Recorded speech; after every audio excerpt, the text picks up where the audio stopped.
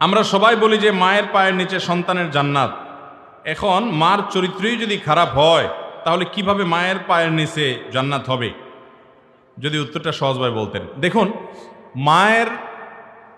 মা তাকে অনুসরণ অনুকরণ করলে জান্নাত পাওয়া যাবে, এই মর্মে বিভিন্ন হাদিসে বিভিন্ন বক্তব্য রয়েছে।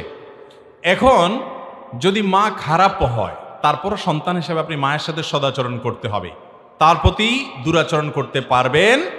অনেক সন্তানরা এই জায়গাটাতে ভুল করে বসে। আপনার মা বাবার বিচার করার রাইট বা অধিকার ইসলাম আপনাকে, আপনি দিন শেষে তার সন্তান, অতএব আপনি তাকে কি করবেন? রেসপেক্ট এবং সম্মান। আল্লাহ বলেছেন, তোমার মা বাবা যদি তোমাকে ওয়াইন জাহাদাকা আলা আন তুশরিকা বিল্লাহ, তোমাকে যদি তোমার মা বাবা শিরিক করতে বলে আল্লাহর সাথে, ফালা তুতি'হুমা, তাহলে তাদের কথা শুনবা না, শিরিক করবা না। কিন্তু ওয়াসাহিবহুমা ফিদ দুনিয়া মা'রুফা, তাদের সাথে তোমরা ঠিকই সদাচরণ করতে হবে।